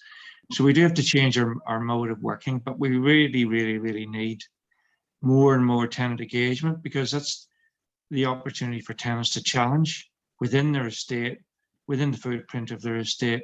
So it's not just all, you know, the best ideas in the world being formed by those who don't actually live in the estate. And then in response to those challenges, we need to be able to say, look, that's not going to happen for the following reasons, or yeah, we can do that. And that's where the honesty comes in, because, you know, people don't want to be led down the garden path, fed up false expectations, because that just breeds cynicism about the council. And then when it comes to big picture stuff that we're trying to discuss tonight, you know, like the rollout program for bathroom replacements, kitchen replacements, what's happening in terms of overarching investment, that needs to have traction. And that traction is based on good quality service delivery. And that's something we have to radically improve. Thank you very much. Donald, it's literally just under promise, over deliver. If you do that, you will win us over. And I know you're up to the challenge, and I have confidence in your ability to do it. And I know that Craig and all the other service delivery managers will aspire to do the same. Okay. Thank you, Alex. Okay, thank you. Right, so I am going to crave your indulgence slightly and say we had a few minutes of technical difficulty because we're almost 8 o'clock. So we've unless I'm going to close down that item now. We've got a couple of verbal updates I think that we need to make quickly. Yes, indeed. Thank you so much for, yes, Alison, thank you very much. I did have some questions, but we ran out of time. So thank you very much for your contribution and your report, and we look forward to seeing how the agenda evolves, and to Craig and to Jonathan as well. Thanks very much, guys. Bye-bye. Sarah, can you quickly run us through a couple of verbal updates? I will do that. I will do that now. So first of all, there's just a quick update around the tenant participation review, because it was one of the items that I know the board wanted to be kept up to date with. So just to let you know that we carried out a survey. So the survey was available online and by paper. And we also did some telephone surveys to residents, and we've had over 1,600 responses to those. And in addition, we've asked a couple of questions related to tenant participation as part of our resident satisfaction survey. So we've had another 1,500 responses to those. So at this time, we are collating that and analysing that. And so by the time we meet again, we will have a more detailed information for you. So it's just to say that that work is in progress. We've had a good response rate, so we will update you in a little bit more detail when we meet again. Thank you. And then moving on to complaints. We brought a fairly detailed report back to you back in January, and as I promised, I've got some further information that you asked for. But we've done the analysis of our complaints for last year, so that's 21 to 22. We handled 868 complaints, so a small drop in the number of complaints that we had the year before, and of those 85.4% were responded to within 15 working days. The previous year we responded to 60% within time, so there's been a real improvement in the turnaround time for our complaints, which I'm really pleased to be able to report. There's a few more facts and figures in there, but a lot of that is just saying that things are unchanged in terms of the percentage that are dealt with at stage 1. So I've got a colleague to thank for really helping us to coordinate and improve our approach to that, which I think is incredibly positive. Thanks, Sarah. Kerry's popped a process question in the chat that you probably want to capture. Did anybody want to make any observations about the report? Clearly a faster turnaround, but broadly speaking, the profile of the complaints looks pretty similar in terms of outcome. Our time is upon us. Sarah, are we looking to identify a date of the next meeting now, or is that to be decided post this meeting? I'm going to suggest, if no one objects, that we tried to meet in September. So we would normally meet once a quarter, so that's about the end of August. I'm conscious that that's school holidays, holiday times, doesn't normally work very well. So I will have a look for a date in September if no one objects to that. And any objections, anybody, or is that fine? For the people I can see are nodding or thumbs up, so we'll take that as agreed. Look for a meeting in September. Great, thank you. And then any other business? So I'll just quickly, Tony, any other business? No? Philip? No? Donald? No, I'm fine, thank you. Christine? No, thanks. Peter? Two very quick ones. Firstly, the work being done to respray the pavements, the tarmac coating, I don't know what you call it, has unfortunately clashed with the laying of fibre optic by BT and other fibre providers. I wonder whether there's any way of more closely sharing the future work between the council and the private fibre providers, because the spray painting of all of the marks where the fibre is going in has just been covered over by the laying of the tarmac, which will now in 6 weeks' time be dug back up again. Just ironic. And the other one was previously Andy Gale's report, the expert opinion that was offered during the review of the allocation service. I asked for a copy of, I've still not received. Could that be picked up? Andy Gale's expert opinion report for the housing allocations review. Okay. Yeah, so I'm sure that's been captured. Peter? Oh, nothing You're good? Okay. Thank you. No problem. And then Kerry? Any other business? No, not from me. Thank you. Okay, that's great. Well, thank you, everybody. Thanks for your contributions. Lots there to chew on and think over. We're 2 or 3 minutes over, but I think if we deduct technical issues, we're finishing under time. So thank you all, and we'll see you back in September. Thank you. Have a good summer. Bye. Thank you, Professor Marsh. Thank you as always.